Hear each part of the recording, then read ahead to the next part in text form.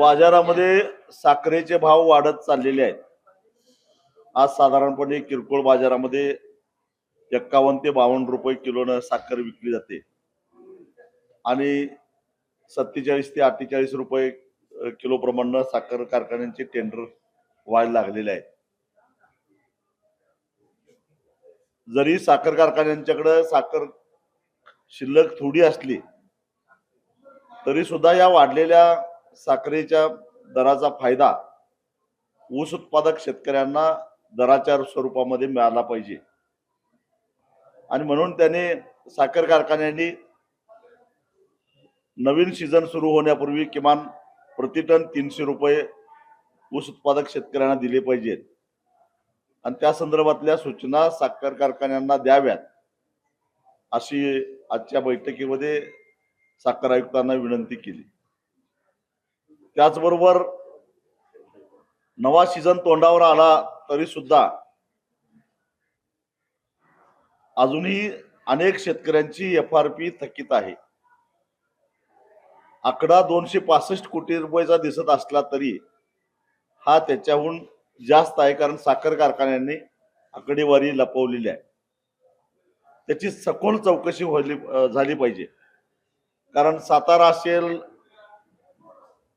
सांगली असेल, सोलापूर असेल, या जिल्ह्यामध्ये मराठवाड्यामध्ये अनेक कारखान्यामध्ये शेतकरी ठिय्या आंदोलन करून बसलेले आहेत आणि कारखानदार त्यांना दाद द्यायला तयार नाहीत. तेव्हा हा जो आकडा आहे 265 कोटीचा, हा कुठेतरी कमी दिसतो. त्याची सखोल चौकशी करावी आणि हे पैसे वसूल करण्यासाठी साखर आयुक्तांनी काय कारवाई केली हे सुद्धा आम्हाला कळालं पाहिजे. ही बाब एवढी गंभीर आहे की खुद्द राज्याचे सहकार मंत्री बाबासाहेब पाटील यांच्या नेतृत्वाखाली काम करत असणाऱ्या साखर कारखान्याची 2024-25 ची म्हणजे 2 वर्षापूर्वीची FRP थकीत आहे. साधारणपणे 9.25 कोटी रुपये थकीत आहे. मग राज्याच्या सहकार मंत्र्यावर कारवाई कोणी करायची? जर कुंपणच शेत खात असेल तर न्याय मागायचा कोणाकडे? सहकार मंत्र्यांची नैतिक जबाबदारी होती की किमान आपल्या नेतृत्वाखाली काम करणाऱ्या साखर कारखान्याची तरी थकबाकी काही असता कामा नये. परंतु 25-26 चा जे FRP आहे त्यांनी क्लिअर केले, पण 24-25 ची FRP अजून त्यांनी थकीत ठेवलेली आहे. खरं तर या संदर्भामध्ये नुकतंच पावसाळी अधिवेशन संपलं, विधिमंडळामध्ये चर्चा व्हायला पाहिजे ती, पण दुर्दैवानं ती सुद्धा झालेली नाही. दुसरा मुद्दा, गेल्या अनेक वर्षापासून आम्ही सातत्यानं काटामारीवर आणि रिकव्हरी चोरीवर बोलत आलेलो आहोत. ऊसाच्या उत्पादन वाढीसाठी AI तंत्रज्ञान वापरायचं सातत्यानं चर्चा होते. तंत्रज्ञानाला आम्ही विरोध कधीच केलेला नाही, कारण ते चांगलीच गोष्ट आहे.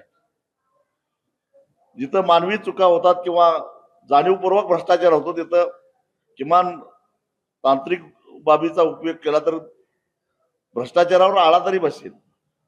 म्हणून AI तंत्रज्ञान फक्त ऊसाच्या उत्पादन वाढीसाठी उपयुक्त नाही, तर AI तंत्रज्ञानाचा वापर करून काटामारी आणि रिकव्हरी चोरी सुद्धा थांबली पाहिजे. जर धान खरेदी असेल, सोयाबीन खरेदी असेल, मका खरेदी असेल, त्या पिकाच्या गुणवत्तेवर खरेदी होत असेल, सरकारी खरेदी, अगदी प्रत्येक नग म्हणजे प्रत्येक पोत्यामधला सॅम्पल घेऊन त्याच्यामध्ये आर्द्रता किती आहे त्याच्यावर त्याची गुणवत्ता ठरवून त्याची किंमत ठरत असेल, तर मग साखर कारखान्याला शेतकरी ऊस पुरवतो, तो ठरवताना प्रत्येक शेतकऱ्याने ऊसाच्या प्लॉट नुसार किंवा भरून आलेल्या वाहनानुसार रिकव्हरी तपासली पाहिजे आणि त्या पद्धतीने त्याला दर दिला पाहिजे. जसं एखादा शेतकरी डेअरीमध्ये दूध घेऊन गेला तर त्याच्या किटलीमध्ये किती फॅटचं किती SNF दूध आहे त्याच्यावर त्याचा दर ठरतो. तसं मग एखाद्या शेतकऱ्याचं ऊसाचा ट्रक आला तर त्याच्यामध्ये किती रिकव्हरीचा ऊस आहे आणि किती वजनाचा ऊस आहे त्याच्यावर त्याची किंमत मिळाली पाहिजे. आणि यासाठी सुद्धा AI तंत्रज्ञान वापरणं सहज शक्य आहे. याचा वापर का केला जात नाही. त्याचबरोबर काटामारीच्या अनेक तक्रारी सातत्याने येत आहेत आणि या तक्रारी करून सुद्धा त्याच्यावर फरक पडत नाही. त्या संदर्भात वजन माप नियंत्रकांच्या बरोबर बैठका चालू आहेत. आम्ही जाऊन त्यांना भेटून आलेलो आहोत. तर या संदर्भामध्ये कुठपर्यंत आलं प्रकरण आणि काटामारी थांबणार आहे की नाही.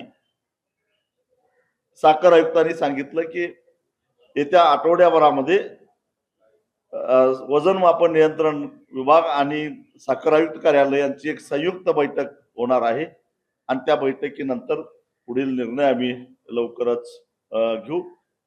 आम्ही त्यांना विनंती केली की या बैठकीला आम्हालाही यायचं आहे. आमचेही काही मुद्दे आहेत ते मांडायचे आहेत. त्यांनी निश्चितच निमंत्रित म्हणून तुम्हालाही आम्ही त्या बैठकीला बोलवू असं सांगितलेलं आहे.